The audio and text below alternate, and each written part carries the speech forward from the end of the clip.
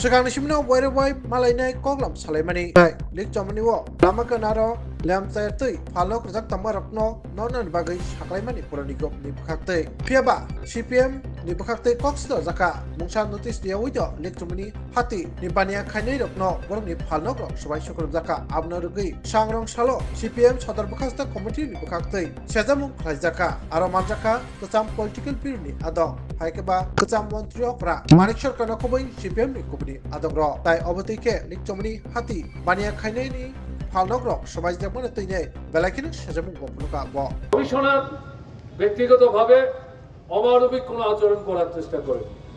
তিনি তাদের বক্তব্য শুনেছেন এবং বলেছেন আমরা দেখি বিকল্প কি ব্যবস্থা করা যায়, আপনাদেরকে সাহায্য করা যায়। একজন প্রশাসক এর বাইরে তার পক্ষে বলা সম্ভবত কিছু সুযোগ ছিল না। তারা ভেবেছিলেন নিশ্চয়ই আমাদের এই কথা শোনার পর আমাদেরকে আগাম কিছু না জানি বিকল্প কিছু ব্যবস্থা না করে এখান থেকে আমাদের তুলে দেওয়ার ব্যবস্থা হয়তো এই পুরো পরিষদ করবে না, আমরা হয়তো নিশ্চয়ই একটা বিকল্পের সন্ধান পাব।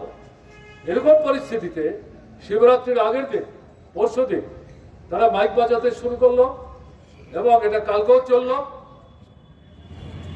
যারা মাইক বাজাচ্ছে তাদের জিজ্ঞেস করলে তারা বলছে আমাদের এই কথাগুলো বলতে বলেছে, আমরা তো এর বাইরে কিছু জানি না, এগুলোই আমাদের বলতে হবে।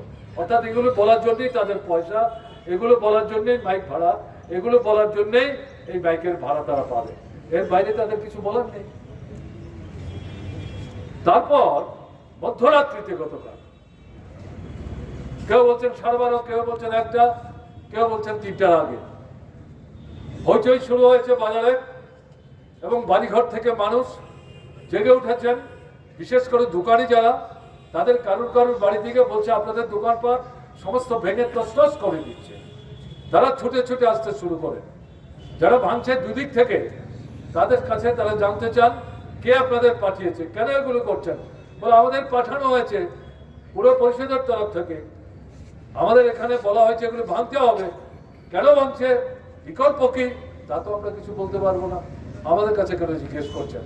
কাজে কোনো জবাব না দিয়ে এরা এই ভাঙনের খেলায় মেতে উঠেছিলেন এবং তার সাথে আজকে যখন আমরা গেলাম তাদের মুখ থেকে শুনলাম শুধু ভেঙেই তারা ক্ষান্ত হয়নি, তাদের সঙ্গে আরো লোক জড়ো হয়েছিল। এরা এই দোকানপাটে যাই সামগ্রী ছিল সেগুলো লুটপাট করে তারা নিয়েছে। এখন বিকল্প কিছু নেই। আমরা শুনলাম আমরা যাওয়ার আগে এই পুরো পরিষদের চেয়ারপারসন, যিনি বর্তমানে বিধায়কও, কিভাবে বিধায়ক হয়েছেন সে আপনারা জানেন, আর চেয়ারপারসনই কিভাবে হয়েছেন রতন দাসের কাছ থেকে শুনেছেন। আমি এই কথাগুলো বলে আপনাদেরকে ভারাক্রান্ত করতে আমি চাইছি। যে ভদ্রলোক গেছেন ভালোই তো করেছেন।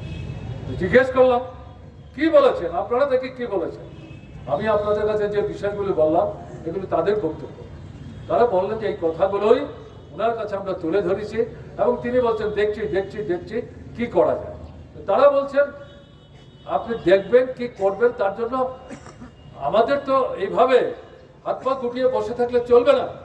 যতক্ষণ বিকল্প কিছু ব্যবস্থা না করছেন, আমাদের যে দোকানপাটগুলি ভেঙে গুড়িয়ে দিয়েছে, আমরা কিন্তু কালকে সকাল থেকে এখানেই মাথার উপর কিছু ছাউনি না দিয়েও এখানে আবার নতুন করে দোকান সাজিয়ে বসবো, জিনিসপত্র আমরা বিক্রি করবো।